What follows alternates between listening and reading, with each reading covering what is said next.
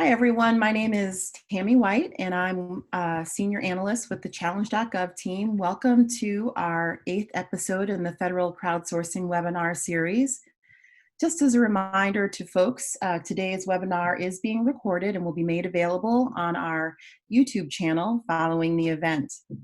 Today, we're going to be meeting with the NASA at Work team. They are igniting ideas within the nation's space agency. It always seems a little mystical when you've been working on something and you're so close to it and you can't get to the answer that you're looking for or the solution to the problem that you're working. And sometimes someone from the next desk over or 2 offices away pops in and they kind of help you come up with that solution. Well, NASA at Work has really put together a system for harnessing the ideas that come from across the agency to help program teams move their projects and programs forward. And I am thrilled to be joined today by Carissa Collini and Jeff Doy from the NASA at Work team. They're going to be telling us about the NASA at Work crowdsourcing platform, which is doing just that, harnessing ideas from the NASA workforce, crowdsourcing ideas from across the agency to move some of the agency's initiatives forward. Carissa leads the NASA at Work program at NASA's Center of Excellence at NASA COSI. In addition to encouraging the use of open innovation at NASA and cultivating the proliferation of the NASA at Work community, she develops and executes NASA challenges as a COSI challenge coordinator. And Jeff Doy is a data and business integration specialist for NASA COSI, and he's responsible for challenge information and data integration, proposal evaluation, challenge coordination, and NASA at Work support. So we're happy to have you both here and would love to learn a little bit more about the program. Yeah, you bet. Thank you so much for that great introduction. And thank you all for your time today. We really appreciate it. So let me go ahead and attempt to share my slides. There we go. Great. All right. Make sure I'm on the screen. Okay, so like Tammy mentioned, thank you, Tammy, for that great introduction. My name's Carissa Collini, and I also have Jeff Doy with me virtually. And we are here to talk to you about NASA at Work. And for those of you who are not familiar, we are part of, so NASA at Work is part of the Center of Excellence for Collaborative Innovation, also known as COSI. We were stood up about 10 years ago in 2011 to bring open innovation to NASA, but also across the federal government. So some of you may have heard of us through your agency if you're not part of NASA for that very reason. But NASA at Work falls within that. And so we do a lot of crowdsourcing and bring open innovation tools, like I said, to other agencies using challenges, using different platforms. And but we do this we do this externally, so we get the public involved in those challenges. But of course, we absolutely want to tap into our own NASA crowd, right? So NASA at Work is NASA's internal crowdsourcing platform and program because we have some of the most innovative people, arguably, in the world, right, who love to solve problems. I mean, I think that's probably the #1 reason people come to NASA, at least for the engineers. And so we absolutely want to tap into their knowledge, into their expertise by running challenges internally. And so Jeff and I work on this program, and we will talk more about it as we go. So the purpose, the purpose of NASA at Work is to provide that agency-wide way to communicate and exchange ideas and collaborate. NASA just implemented Teams, Microsoft Teams, for those of you that have it. So that's a new collaboration tool that we've just started using. But before that, there was really no way to communicate well with different groups across the agency. And so as you imagine, we are 10 field centers with lots of other satellite centers and facilities. across the country. And so that makes it really hard to know what's going on, at these other centers. And you may not know those people, right? Or know who to contact to get information. And so one of the things NASA at Work is great at is connecting that knowledge. So that enterprise level sharing of knowledge, exchanging ideas across the agency. And honestly, it is still our best tool for collaboration across the agency. Until I see lots of people using Microsoft Teams, I will say our tool is still the best. Plus, it's more fun, and we'll get into that later in the presentation. But we know that from our pilot study that this stuff works. This having the courage to innovate, using an open environment to do it, it works. People really enjoy it, and it can be super effective. So how it works. So the way NASA at Work works, NASA at Work works, is that basically our problem owners, we call them challenge owners, and they come to us with a problem, an unmet need, something that they need help with. And we help them formulate those problems into challenges. And then those challenges get posted to our platform, which is an online-based platform where all you need is your regular NASA credentials to log into. And the community gives and submits their ideas and gives them feedback. And at the end, we select up to 2 winners. So it's very much a mini competition, if you will. And we'll talk about what folks win later on in the presentation. But there's basically 2 ways people can participate. They can either participate as a solver or as a challenge owner. So a solver would be someone that's submitting their ideas. The challenge owner is that problem owner that comes to us with their challenge. And what's really great about NASA at Work, so this is a screenshot of what the platform actually looks like. So if you were a user, this is what you would see. What's so great about having a platform like this is that there's lots of ways people can engage. People can submit new ideas. So if you have a great idea, that's awesome. You can submit it to the challenge. But sometimes you may not have a great idea, right? Or maybe you're unsure of your idea, but you still want to participate. You still want to engage in the topic. Well, that's okay, because people can vote. So even if you don't have a great idea to submit, you can vote on the ones that are submitted and make your voice heard that way. In our NASA at Work platform, we also have full transparency in terms of where your idea is in the flow or in the stage of the challenge process. So whether you're in the initial stage of posting and voting, or in a later stage, you'll always know exactly where your idea is. And the one other thing that we can do is we can @mention other members of the community to get them to comment, to encourage others, or to get folks that maybe haven't seen the challenge involved. So because they may have expertise, like maybe you don't have an answer, but your friend, your friend Jeff Doy does. So you mention Jeff Doy into the challenge, and then he can provide his expertise or knowledge around that particular topic. That's right. Everybody needs a friend like Jeff Doy. That's right. Absolutely. Oh, thanks, guys. And so our typical challenge timeline looks something like this. And so from beginning to end, this can range, but typically our challenge process takes about, 9 or 10 weeks or so. So in that first stage, we really work with the challenge owners, the problem owners, in developing their challenge. So we spend a lot of time talking to them about their problem, like what is it that they're really looking to get out of the challenge. We use a challenge worksheet to help us kind of cultivate this information, and we can share a link to that if folks are interested in that. But basically, it helps us. It's a worksheet. It helps us get all the right information so that we can we can start developing their challenge.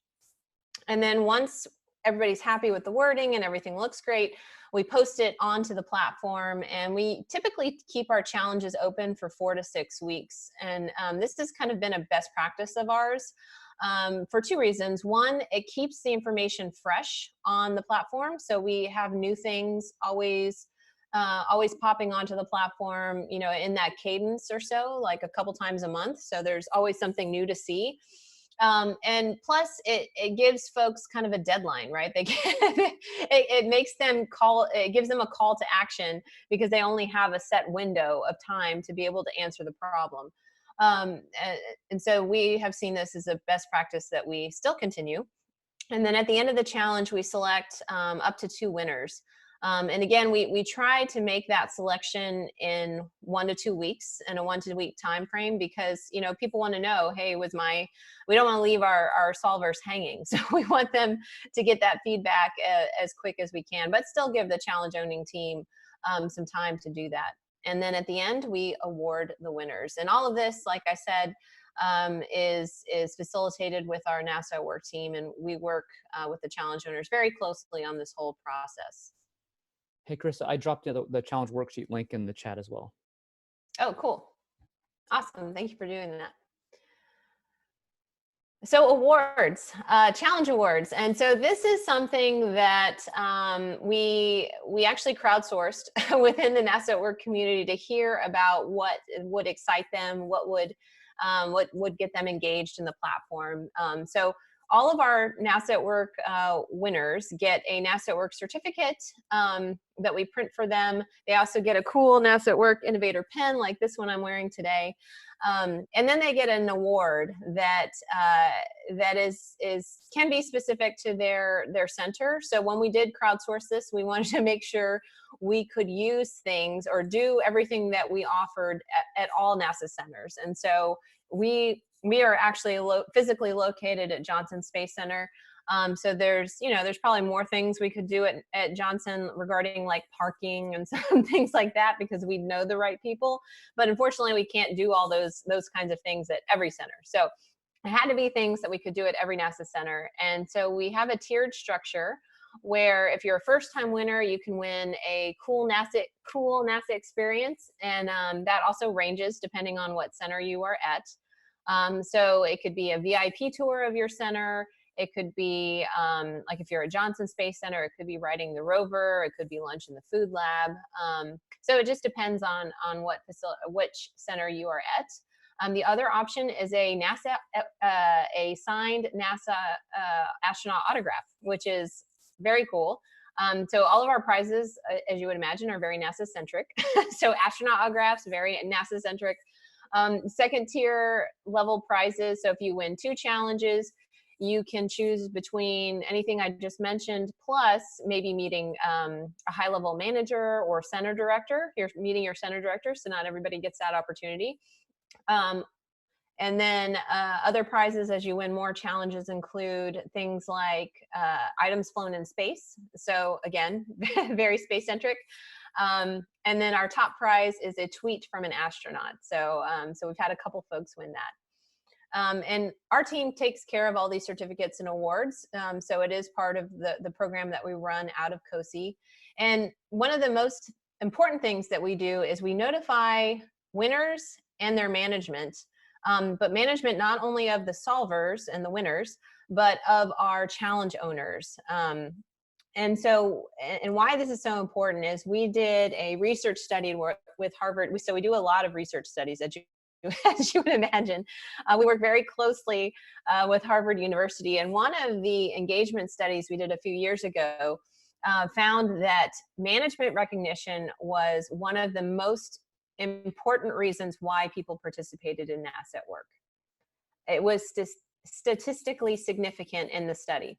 And so, that got us thinking, why is that? Well, like at a lot of, federal agencies, people at NASA perhaps work in large teams. You're like on a team of 5 to 10 people. And so you may not always have that opportunity for individual recognition. And so NASA at Work is one place where people can be recognized, as a winner or as a challenge owner individually for all their contributions. So whether it was the winning idea, or if, as a challenge owner, what kind of skills, leadership skills, initiative skills did they bring to the challenge? And so we absolutely want to make sure that management is aware of those things, so those folks can be recognized. So why people participate? And so this there's lots of information, research done on why people participate in crowdsourcing just in general. Why are people participate? I pulled a few quotes here, but I think it goes back to yes, the awards are nice, but people don't really participate because of that. They have a feeling towards the mission. They want to share their knowledge and expertise. They want to promote collaboration across the centers. But most importantly, I think one of the reasons why they participate is because this is a fun way to share knowledge, meet other people, collaborate, and get your ideas out there. And we absolutely see NASA at Work as an investment in our people. It's not just an activity that we do. I mean, this is an investment in innovation, and this is something that we hope to continue. And we're seeing more and more organizations bring on programs like NASA at Work because they see the value that this kind of work brings. Are you seeing greater, just out of curiosity, are you Mhm. seeing that this platform is being used more and more frequently by programs within NASA? That is definitely our goal. So I think, in the we typically run about, I think our average had been about 20 challenges a year. Mhm. And, but one of the things that we've started doing is partnering with other organizations and other groups to find new ways to utilize NASA at Work. So still running challenges, but partnering with different groups so that we can almost meet two goals at one time. So for That's great. example, right now we have a challenge out that is a call for challenges for the Space Apps Challenge program. And Mhm. so Space Apps is a big event that NASA does every year. It's the largest hackathon, I think, in the world, and has been over the last several years. And so we've partnered with that team to use NASA at Work because we already have a platform of people that are interested in sharing ideas. We already have a level of challenge owners that have participated and that are out there and that they could tap into through our platform. So that's one example, and we've partnered with other teams as well. So in terms of my role and Jeff and some others on our team, we like to call ourselves Sherpas. So whether it's NASA at Work or one of the other challenges that we run, we guide our people through this process every step of the way. Because especially if they're new to this or they're unsure or both, all of the above, um, removing as much friction as you possibly can is what gets you results and gets people to come back. Because when you throw something at people and it's not part of their process and they're not sure, it becomes too hard. And so we try as much as we can to remove all of those barriers and really handhold, in many cases, people through this process. Well, we help develop the challenge draft. We work with them on setting expectations in the beginning. This isn't a, hey, throw your problem out there and see what comes back. Like, we want people to be participating throughout the whole challenge process. We know from experience that when people run a challenge, if they're on the platform responding to people as ideas come in, it'll be a more successful challenge because they're having that dialogue. People know that they're being heard by the challenge owner. And so we always encourage folks to do that, to be as engaged as possible, and not everyone can get on there every day. We know that. We know that there's, other um, uh, mission expectations and deadlines that need to be met. But as long as they can get on there, once or twice a week, or have others help that, as many people as part of the challenge owning team want to be involved, absolutely they can be involved. And so we always set those kinds of expectations. We encourage active participation. And again, we take care of all the awards process. Teams will come to us and be like, oh, well, do I have to supply the award? and we're like, no, we actually do that for you. And they're like, oh, that's really cool. It's like, well, yes, it is. So, but if they want to throw in something extra, absolutely. Like if we had one team that wanted to give all the participants a book on a particular topic. And so we were like, sure, if you want to do that, absolutely. But we again take that burden away from the awards process. So we run all the certificates, we do all the awards processing at the end of the challenge, and then we like to at the end of the challenge, we like to close out the challenge with a discussion, and it's kind of like an interview. We call it a closeout survey interview, whatever word you want to use. But basically, we want to understand at the end of every challenge, and this kind of speaks to some of the metrics that I'll show here in a little bit. But we want to understand, like, what did these ideas do for your project? How far did it move your project forward? Was first, was it successful? Yes or no? That's our first question. And then if it was successful, to what degree would you call it a success? Was it solved? Was it incrementally advanced? Was it significantly advanced? And then we try, as best we can to understand, okay, so if you hadn't done this NASA at Work challenge, or, either any of our challenges, if you hadn't done this, what would you have done alternatively to get to the same result? So that we can, as best we can estimate, get an apples to apples comparison, just to see, the types of resources that would have been used.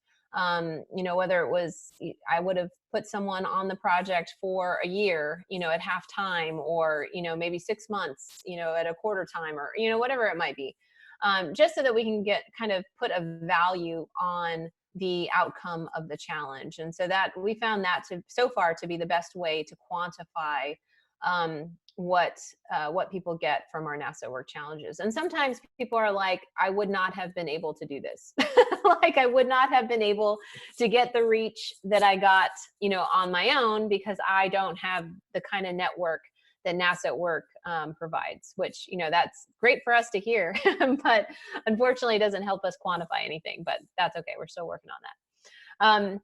And then at the end, and then after a year, we always follow up with our challenge owners just to see how things are going. Especially if they awarded maybe 1 or 2 ideas, what happened with those ideas? Did they move them forward? Are they still in work? So just to get a sense of what that, where those ideas stand a year. And sometimes it ends up being 2 to 3 years later, right? When budgets have capacity and people have time, to try to implement some of these things. Right. And so the next few slides are just a few examples of example challenges that we've run on the platform, and some of our most noteworthy results, I would say. But does anybody have any questions before I go into examples? I don't see any questions in the chat yet, but I would like to Okay. remind people that they can load their questions into the chat, and we will let you know as they come in. Okay, cool. So again, very NASA-centric problems, as you would imagine.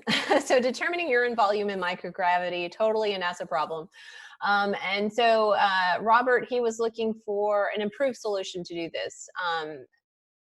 And so he ran a NASA Work challenge, and he was about to start a multi-year, multi-phase project right before running the challenge. And so we suggested just doing it just to see what he got.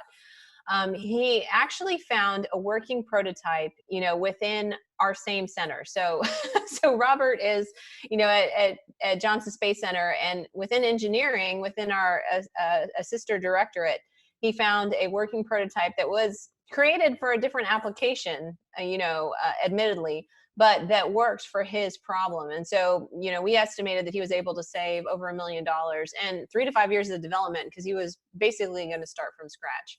And so this, again, this just shows, and nothing against Robert or any of our challenge owners, people are super busy. Our deadlines are intense. Boots on the moon 2024 is like tomorrow. And so people are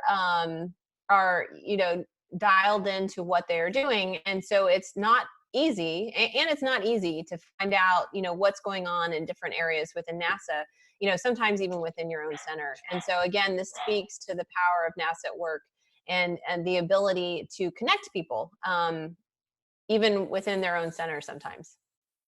Yeah, I love that that was only 300 yards away. I Right. I'm telling you, it's tough sometimes.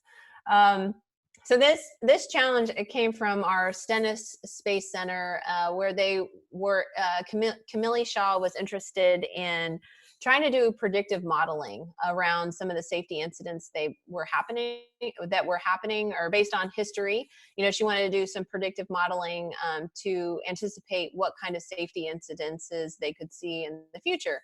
So we ran a challenge, and we also talked to her about doing a public challenge. But we always encourage people that want to use one of our external challenges to start at NASA at Work, because you never know what someone across the agency is working on, or what knowledge they have. So all the time we suggest people to start with the NASA at Work challenge. Well, as a result of her challenge, she was able to connect with some folks at headquarters, so at NASA headquarters in Washington, D.C., some of the data scientists there. And they had actually spent, like $5 million on basically some machine learning based tools that were essentially doing what she wanted to do. And so because of the challenge, they were able to connect. Last time I spoke to her, she was moving her project forward, leveraging what they had already done. And so she was extremely pleased with being able to use NASA at Work. And again, being able to connect to those folks at headquarters that she didn't know. And so she was super excited with the result of her challenge. Yeah, that looks like a pretty significant cost Yes. savings there. Right, exactly. So we did have one question that came in from the crowd. Rachel Sure. Sack wants to know if the platform has been used for organizational or operational hurdles too, or is it really focused on technical needs? No, we've actually solutions? yeah, no, that's a great question. Thank you for your question. So I have a few technical examples. I think I have one non-technical example in this set of slides, but no, we encourage technical and non-technical problems. And so I'm trying to think of the one that I have. I'll just skip to it since someone asked. This was a graphic challenge, actually, that we did on NASA at Work. So the Gateway program is a relatively new program for NASA, and new programs don't come very often. And so there was a lot of excitement around it. And so this was an incredible engagement challenge for the NASA at Work community, because people were excited about the Gateway, or still are excited about the Gateway program and how it now feeds into the Artemis program and going back to the moon. And so we ran a challenge for basically anyone within NASA could create a graphic of what they think the Gateway program logo or patch graphic should look like. And so we got tremendous responses, 39 different graphic ideas, lots of comments, lots of participation. And then we put it out to a vote to the NASA at Work community. And we had over 3,000 people vote on this challenge, which that is a huge, huge number for us. We have about 27,000 people on the NASA at Work platform. And that's only a third of the NASA agency. And I'll speak to that in a second. But this was an incredible way to get people excited about a future program and engaged in just recent events. Like it was just so fun to watch and so fun to see everyone be really engaged and inspired by this particular challenge. So this is one. I'm trying to think. Oh, we also did another graphic. It came out as a graphic challenge, but basically the challenge winner was looking for ideas on how to do something a little interesting with a sidewalk, like in terms of safety, and make it kind of more artistic. So we had a new sidewalk, or not the sidewalk, crosswalk, I'm sorry. So a new crosswalk for one of our new buildings at Johnson Space Center. And so they wanted some ideas for something cool, make it look interesting, but also, of course, keep safety in mind. And so we ran that as a challenge as well, and got a phenomenal response for that one. There's a lot of artists within NASA, and it gives one of the quotes I think I had, one of the things people enjoy about NASA work is they get to use skills that perhaps they don't get to use in their daily job. So this is, another passion. Graphic artistry is sometimes a passion for folks that are engineers, and maybe they don't get to do it every day, but they get to do it on NASA work. And so they really enjoy that. So I got a couple of additional questions, maybe a couple that may be kind of related to that. Okay. So Taylor Gilliland asks if NASA employees have to obtain permission from their supervisors to commit official duty time to solving an internal challenge, or are they expected to develop solutions on their own time? That is another great question. So we had an agency-wide email go out several years ago that talked about, dedicating a percentage of your time, like maybe 10% time, to innovation work. So that kind of came out, and we use that to tell people, if you're, as you're innovating, think of the time that you're spending on NASA work as that time. Alternatively, we are a mixed workforce of civil servants and contractors, and both can participate on NASA work. With civil servants, that actually answers another question, so that's great. Okay. Yeah. So if you are a contractor, you just need to, be aware that we don't want you to share, contractor specific secrets, right, on NASA work, because essentially everything that goes on NASA work becomes NASA property. Right. So we want to protect our contractor workforce and just let them know, like, hey, don't post, like, I work for KBR. I wouldn't post KBR sensitive information on NASA work. But and if you have a question, just talk to your supervisor about it. I think a lot of people do maybe use their lunchtime or free time to answer NASA at work problems. But unfortunately, there's not a blanket response. A lot of times it's case by case. Everybody's management's a little different, contractual civil servant, whatever. And so, unfortunately, it's almost like a case by case thing. But we encourage people, when they can, to participate. If they have questions, absolutely ask their supervisors, just to make sure that they're, aware that they're participating. Okay. Carissa, you should share the anecdote about the folks who use it during lunch. Oh yeah. Yeah. So one of the, I think, did I have that as a comment? I think one of the feedback comments that we got from some folks, or from one of our super users, as we call them, people that are really active on the NASA work platform, was that, they like at lunchtime, they would talk to their friends about, crazy ideas or whatever. But they really liked NASA at work because they could talk about all those NASA work problems during their lunch. So, Okay. so it was almost a way to, collaborate and talk to folks, maybe not on the problems that you are working on within your day job, but other NASA problems, right? that you might not be as connected to. Actually, that is a great point. You've got people who are talking about these challenges and kind of sharing some of these word of mouth. NASA has so many different centers and so many different sites. How are you really getting the word out about these different challenges, and engaging people across all of these different sites? Yeah, that is a great question.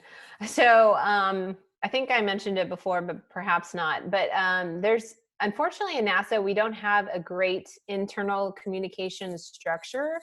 And so what we've ended up doing has been really grassroots, to be honest with you, is, we, so within the community we've already built. So like I said, we have about a third of the agency. It's an opt-in program. So you're not automatically admitted into NASA at work. Like when you join NASA, either as a contractor or civil servant, you have to go to the site, you have to opt in to be part of the community. But shoot, where was I going with this? I totally lost my train of Building thought. the distribution list. And there's Oh, yes. 20,000, about 20,000 people then for the being Thank the third. you. Yes. Okay. So we have about 27,000 people within the community, but and so of course we have we created a distribution list to basically reach out to those folks. So we already have that in place with our emails, and fortunately, email is again the best tool we have at NASA, and we know this from Google Analytics that that Jeff does an amazing job of keeping track for us. But basically, email is the best way to go. And so we can reach the current community, but we absolutely want to engage new folks. And so what we've done is we have a communication specialist within our team now, and she helps us reach out to the other communication specialists at our other centers. And so she's got a distribution that she sends to, and basically we copy and paste whatever we're doing at Johnson Space Center. We send it over to Kennedy, to Goddard, to Marshall, to everywhere. And I think for the most part, all of them, they just we make it easy, right? So they can just copy and paste and put in whatever their communication vehicle is. Because again, every center is different. So like Johnson Space Center has a daily email. Other centers have a weekly newsletter, and some have daily emails as well. So we just try to make it as simple as possible with all the connections that we have. Great. Okay, so I know that we have a couple of other questions for you, but we stopped you sort of in the middle of some of your success stories. So I wanted to give you a chance to go ahead and continue sharing those, and then we'll shoot a couple more questions your way. I think I was looking at a tomato. Yes. Yes. Yeah. So when we first, so this example is several years old now. So it's a little dated. So this was when we first, when they first flew the Veggie project up on International Space Station. And so they're like, how the heck are we going to clean this produce? And so they were, trying to come up with, they had ideas, but they wanted to see if other folks had different ideas. And so so we ran an asset work challenge, and they found through the challenge, they found two practical methods that they were really excited about. And but more than that, in addition to that, they ended up connecting with another center that was doing similar research, and they were able to share. So Tracy Gills at Kennedy, and they connected to some folks at Johnson Space Center, and Johnson Space Center folks were able to share a lot of the research that they had done. And so they were able to move this project forward, not reinventing the wheel again, and saving some time and some money over what they were going to do. I would just like to say that was especially timely. I think I just heard in the news yesterday that lettuce grown on the International Space Station is safe to eat according to new research. So there you go. That's right. Yeah, I think they've been eating lettuce now for a couple of years. So like I said, that was an older example, but yeah, no, they're still continuing to do that and always looking for new ideas. Great. And so this is just a snapshot of, what we've done, a high level snapshot. So we've run over 174 plus challenges on NASA work to date. So we have a lot of experience. Like I said, we've been doing this since 2011 with a 91% success rate. And so what that means is at the end of the challenge, did the challenge owner get something that added value to their project? Yes or no? And so if it was yes, it is considered successful. And if it was a no, it's considered unsuccessful. So a 91% success is pretty amazing. And we've also had 85% result in cost savings. And so this is just another kind of snapshot of some of our metrics that I mentioned. Positive outcomes, 89% of the solutions are planned for implementation or have been implemented. So again, a lot of these questions are the things that we ask at the end of the challenge. What was the outcome? What are the steps moving forward? How much, if any, money did this activity save you? And And again, I should mention that to run a NASA Work Challenge, there is no cost to anyone within NASA to run a challenge. Like it's just all it costs is their time. So a little bit of their time putting together the challenge, and then of course during the challenge we want them to be involved. But other than that, there's no additional cost. So yeah, so that is again, this has been our most effective way to collaborate and share knowledge across the agency. You know, Carissa, talking about the cost to Mm-hmm. programs to run a challenge, I have to throw this in there because it seems very related to this. Maggie Yancey asks how the NASA at Work team supports this with budget. And, you know, what were some of the strategies utilized to secure those funding resources and support for this program? So I know as you and I were talking earlier, we said that this program had been around since 2011. Mm-hmm. So Yeah. anything that you can offer on that for maybe for folks who are trying to stand something up within their own agencies? Right. I wish, is Lynn, are you on the phone? Lynn, I wish she was on the phone. She is on the phone. She Oh, she is. So I think, I don't know what to Lynn, throw her in there. Lynn, are you there? I am here. Can you hear me? We can. Yes. Okay. So there was a budget set aside early on. So I don't know if we answered the question that this is actually on idea scale. So we set aside funding for the platform fee. So we do not pay a yearly maintenance fee or have an IT group that we pay for. We just do a software as a service contract that does have a yearly fee associated with it. And then we had two contractors, two WIE, that were part of the funding profile, and we've kept that pretty much the same since the beginning. So it was determined that this was something that we wanted to provide the funding for. It's now part of the Prizes and Challenges program and comes out of the budget that Amy Kaminsky holds at headquarters, and has remained pretty steady. Of course, it's gone up as labor goes up and the cost of IT goes up, but in general, it was carved out and it has remained, nobody has come after it. Right. Well, I mean, and the good news Knock is on wood. when you look at your statistics and you're seeing what some of the cost savings are, right? Yes, exactly. It's like it makes good sense. So exactly. Okay. Yeah, and that's one of the reasons why we continually, capture the metrics that we capture. Especially, what is the value of the things that we're getting on out of NASA at Work, so we can keep telling our stakeholders this story of, this is how much cost savings we have been able to gather. This is the value that NASA at Work brings the agency. Okay. Well, so I think that Lynn's comment sort of answers two questions from Taylor and Randy on the platform solution that you're using. And then if you all have any additional questions on that, let us know. Or if we can clarify anything on that, just throw those into the chat.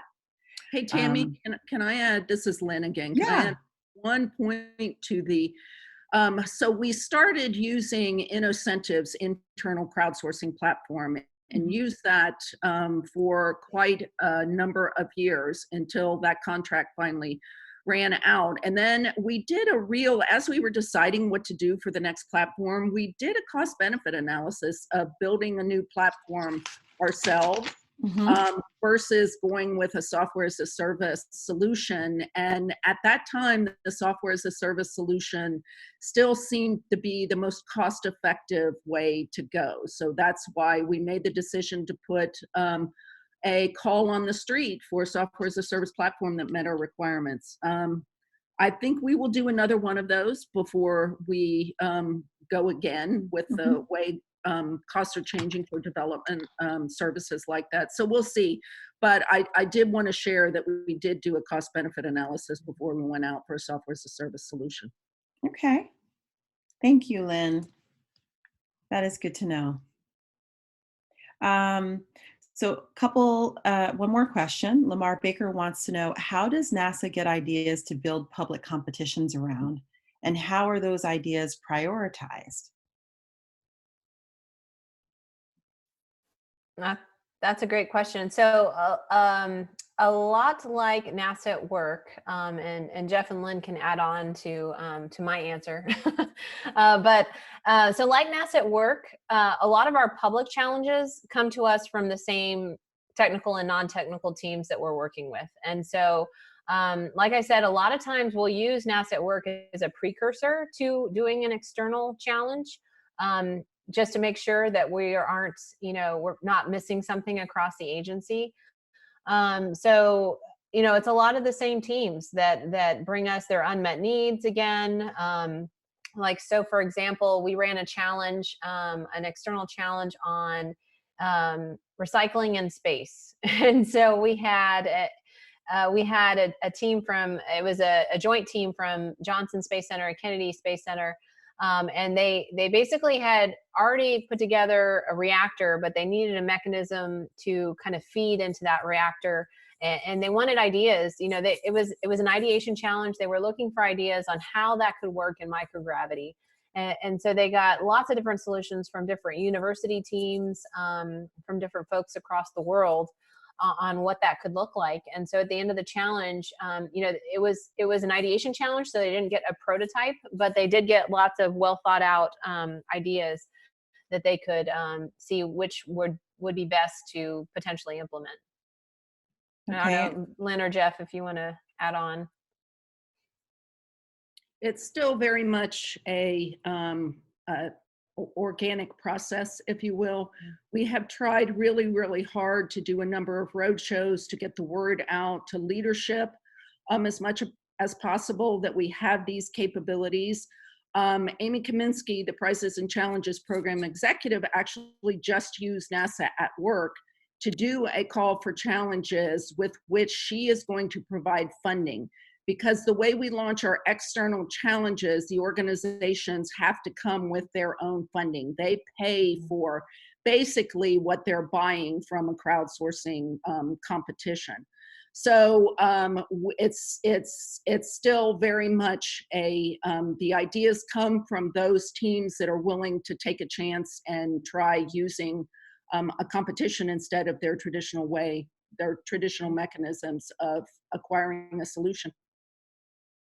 Okay.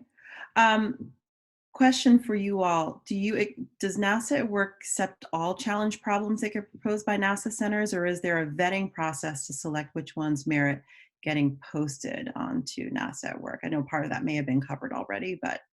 Yeah, no, great question. So the first step in the whole challenge process is we meet with you. So in that meeting where we talk about your challenge, that's when we really decide, if it is a good fit for crowdsourcing or not. Because not everything is a good fit. Like, you're not going to put a whole system together using crowdsourcing, or you're not going to put a whole system at once together using one crowdsourcing competition. You might be able to do it in many, but you're not going to do it in one. And so we really work with the teams to, break down what they're really trying to get after. It takes a little bit of the back and forth and talking through it, because these teams, they already have in mind what the solution might be, because they're problem solvers, right? And so we have to take a step back sometimes and think about, all right, well, what is we know you have your solution in mind, but what is the real problem that we're trying to solve? What will add the most value? And so we talk with that team. And so that's kind of our vetting process, is working with them, talking them through it, gathering all the information requirements. So all of our challenges have judging criteria, evaluation criteria, so that folks know how their ideas are going to be judged. But this is also the thing that the challenge owner uses to evaluate the ideas in the end, and to determine the winner. Because we don't offer monetary awards, I think we have a little bit of leeway there. But if you were offering a monetary award, you absolutely have to follow that judging criteria. Like our vendors that we talked about, that I have showing right now, they know how to do that process very well. That's how their communities are built. They know what their community responds to in terms of incentives, monetary incentives, how much the monetary award should be. So they are very clear on all of the judging criteria, and that's something that, again, on NASA at Work, we try to do as well.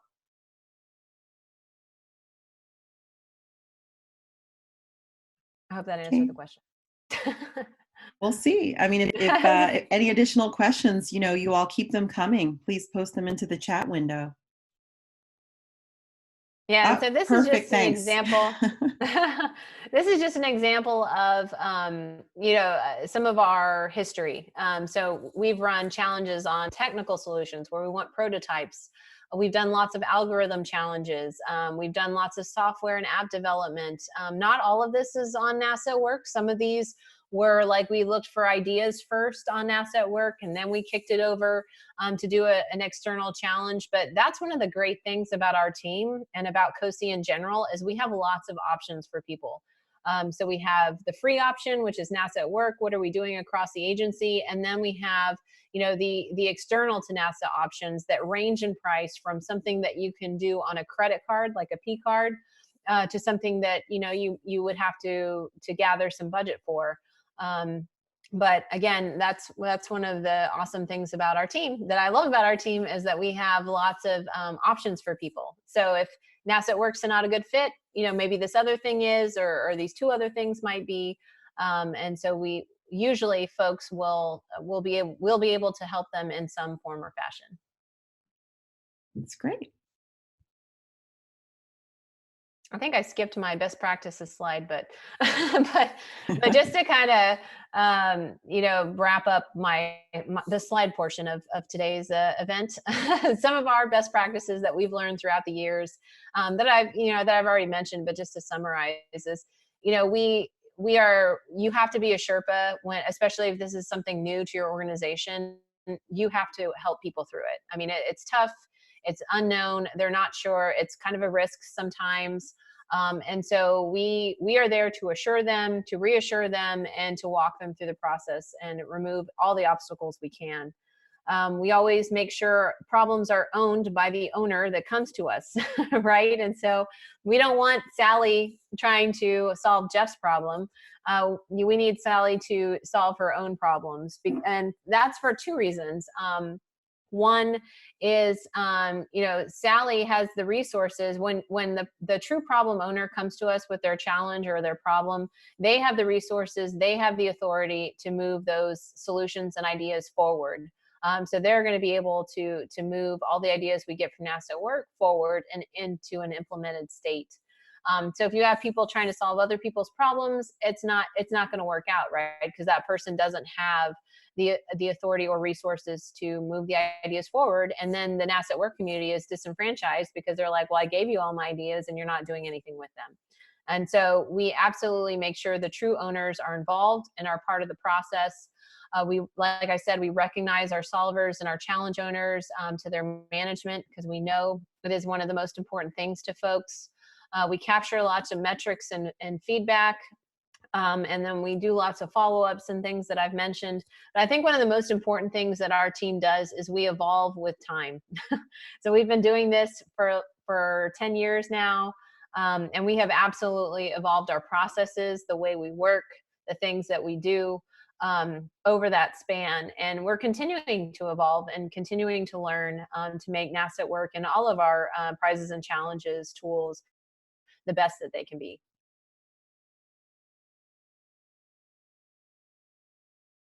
Okay, that's great. And that's it. Well, I do have a question for you. Eric Sanchez asked, what would be the difference between the role you perform and the one done by Innocentive, for example? So I guess he's asking, what would be the role? How is it different if someone were to come to NASA at Work, if a program were to go to NASA at Work, or if they were to go to an outside vendor directly? Directly? Or or to do one of our external challenges, you mean? Eric, I think we might need some clarification on your question. That would be great.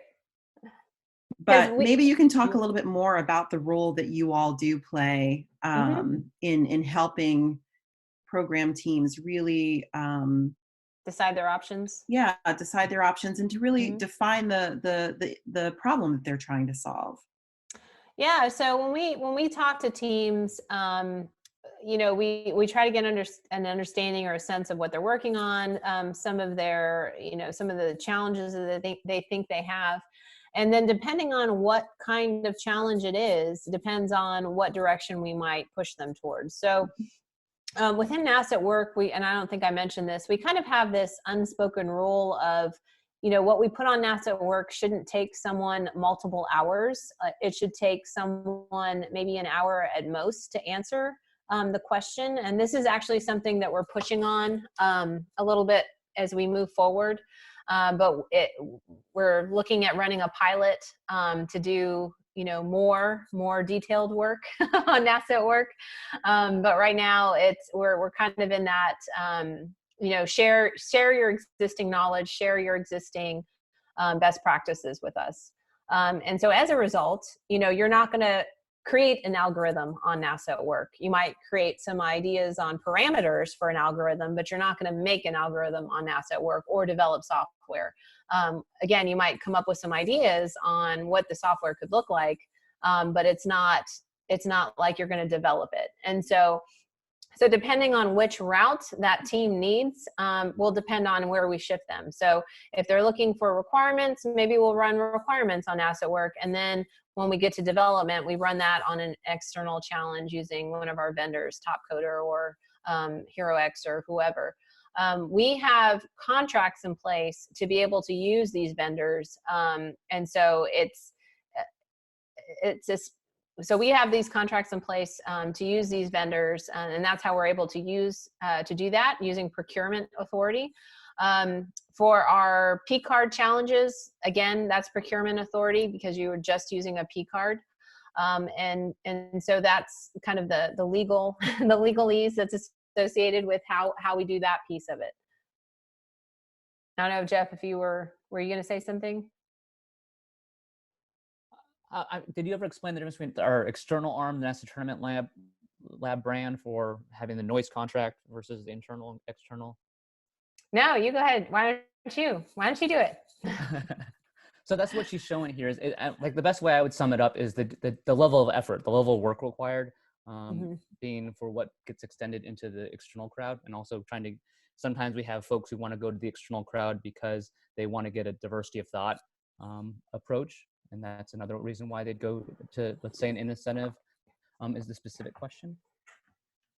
I'm going to drop a link to what the NTL is and all the other contractors that we use. Hey guys, this is Lynn. I was going to go back and answer Eric's question in terms of the role, because I think the question was, so for an internal challenge on NASA at Work, the COSI Challenge Coordinator is the term we use. It's actually responsible for working directly with the challenge owner and really functions in that major hand-holding role, helping them understand how to use the platform, how the platform works. If there needs to be discussion on the platform, the COSI Challenge Coordinator, Chris or Jeff, would enter in and help support them. They train them on how to interact with the community, because we've learned some lessons in terms of how our challenge owners actually interact on the platform with the people who are submitting ideas. For an external challenge, the role really shifts a little bit to be kind of the intermediary between the challenge owner and then the company who assigns a project manager to actually execute the external challenge. So for an external challenge, one that say would be run by an incentive, we have an active challenge out there right now called Exploring Hell that I encourage y'all to check out, that's being launched by HeroX. In that instance, it really is HeroX who takes the stronger project management responsibility. So that's where it's really different. And I hope that's clear. Yeah, thank you for that, Lynn. I appreciate it. But unfortunately, we have gotten to that time where we're running out of time. We've run out of time. This happens when we have great topics with great guests, And we really want to thank you again, NASA at Work team, Carissa, Jeff, Lynn, for joining in to share what NASA at Work is up to and to give all of our participants some ideas about how they can implement internal crowdsourcing solutions within their agencies. Again, this webinar has been recorded and we will make it available on our DigitalGov YouTube channel. We encourage you to complete the surveys that you'll get after the event wraps up. And for additional information, if needed, you should feel free to reach out to the NASA at Work team, and I am popping a couple of emails into the chat window so that you can reach out to Carissa and Jeff directly. All right, and with that, NASA team, any last words? No, we just really appreciate everyone's time, and thank you so much, and feel free to reach out if you have questions. Sounds good. Thank you so much.